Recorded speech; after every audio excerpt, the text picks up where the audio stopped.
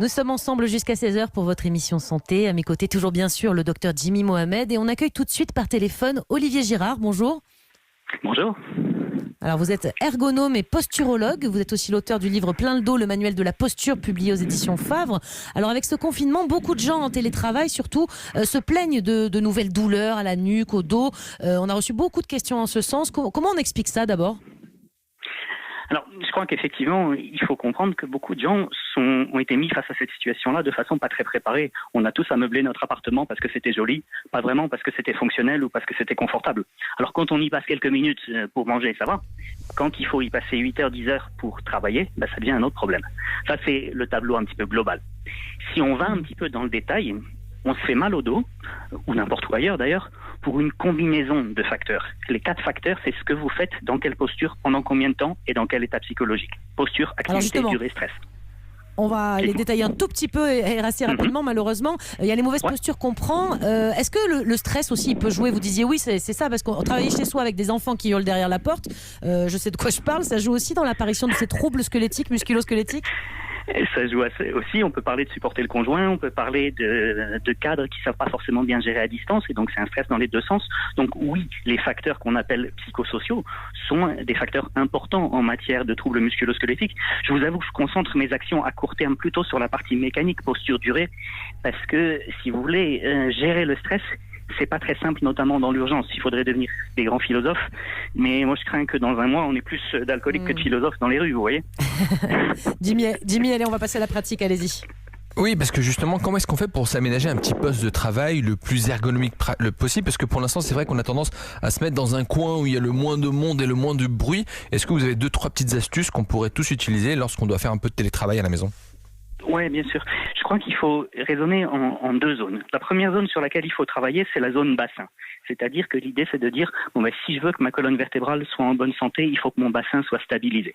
Stabilisé, ça veut dire quoi ? Ça veut dire que je dois pouvoir être assis sur les os des fesses, ce qu'on appelle les ischions, et contre quelque chose qui est derrière ma ceinture, qu'on appelle le support lombaire.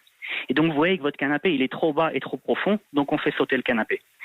Ensuite, sur les chaises qui sont un peu plus hautes, on va aussi faire sauter le tabouret de bar, parce que le tabouret de bar, il n'a pas de dossier, donc il n'y a rien qui va tenir sur votre ceinture. Ah, ouais. Donc on en revient à quelque chose qui est plus ou moins une chaise. Il faut que les pieds touchent par terre, déjà, ça c'est important. Les pieds doivent toucher par terre de sorte à ce que le sol puisse vous jeter au fond du siège, on va dire. Si vous ne touchez pas le sol, vous ne toucherez pas le fond du siège, et donc le bassin ne sera pas stable. Donc, et la table du salon, c'est mieux que... Oui, allez, pardon, excusez-moi. Donc, si vous voulez, effectivement, on arrive là sur les problématiques de siège. Ensuite, une fois que vous avez le bassin calé, on arrive sur la deuxième zone qui est la zone nuque, et c'est là où on parle de la table du salon. C'est-à-dire qu'il va falloir trouver une table qui vous permet d'avoir vos outils de travail plus ou moins sous la pointe, sous vos doigts quand vous travaillez. Et les tables le bras à 90 degrés, c'est ça, plié à 90 degrés. Ouais, grosso modo, quoi. L'important, c'est d'avoir les poignets droits. Donc, la table peut être un petit peu au-dessus des coudes, mais certainement pas au-dessus. Et donc, si vous voulez, ce qui va être important, c'est effectivement d'observer que la table du salon, elle est souvent un peu haute. Donc, quand on a une chaise qu'on peut monter, on va essayer de la monter, mais ça va supposer de remonter le sol, donc de mettre un repose-pied. Ou alors, on va devoir mettre des coussins, des annuaires sur l'assise. Jimmy ? Oui, et du coup, par exemple, l'ordinateur, moi j'ai tendance à le mettre sur les genoux. Voilà. Est-ce qu'il faudrait, je sais pas, mettre 1 ou 2 livres supplémentaires, ne plus travailler dans le lit, parce que c'est ce qu'on fait aussi. Ouais, alors ça. C'est-à-dire qu'effectivement, la nuque, on la protège en 2 endroits. La première, c'est en ayant une table à la bonne hauteur des coudes. La deuxième, c'est en évitant une flexion trop profonde de la nuque. C'est-à-dire quand vous pliez la nuque plus que 20 degrés, vous commencez à multiplier le risque de vous faire mal à la nuque. Et c'est ça le problème du laptop sur les genoux, de l'ordinateur portable sur les genoux, qui pourrait être le problème de la tablette et du téléphone portable aussi. C'est que vous avez la ligne du regard qui est beaucoup trop basse. Donc si vous voulez, avec l'ordinateur portable, la seule solution malheureusement, ou heureusement, je sais pas, c'est d'utiliser un clavier et une souris séparés, de sorte à ce que votre ordinateur portable devienne un simple écran. Et à ce moment-là, comme c'est un simple écran, vous mettez sur 2-3 bouquins, vous utilisez le clavier et la souris là où c'est optimum de les avoir et on n'en parle plus. Donc vous êtes revenu à une configuration ordinateur de bureau. On va avoir le temps de faire un seul point pour terminer.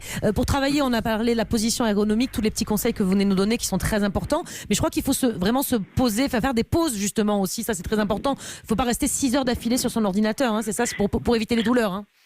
Ouais, et là, gardez en tête que les pauses fréquentes sont plus importantes que les pauses prolongées. C'est-à-dire que les premières minutes de pause sont beaucoup plus efficaces que les suivantes. Donc, il faut multiplier les courtes pauses plutôt que de bosser d'arrache-pied pendant 4 heures, 5 heures, 6 heures et puis se dire, mais je vais faire 1 heure de pause. C'est beaucoup moins utile que démultiplier les petites pauses. D'accord. Et si on fait des grosses pauses, disons, on reste. C'est mieux de travailler sur l'ordinateur fixe qu'un ordinateur portable, mais sur le portable, c'est 2 heures maximum et on se lève toutes les 30 minutes, hein, c'est ça ? Ouais, c'est-à-dire que grosso modo, le 2 heures sur l'ordinateur portable, c'est ce que je recommande comme la durée d'utilisation quotidienne. Donc, vous voyez, en ce moment, ça va vous poser problème. Ah oui, moi j'en suis plutôt à 10. S'il fallait faire, ouais, c'est ça.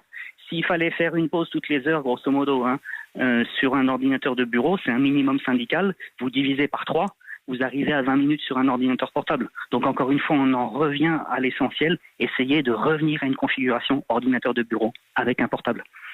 Merci beaucoup Olivier Gérard d'avoir été avec nous pour nous donner donc tous vos bons conseils pour éviter les douleurs en cette période de télétravail un peu forcée pour certains. Je suis sûre que ça sera très utile pour beaucoup mais en ce moment. Merci encore.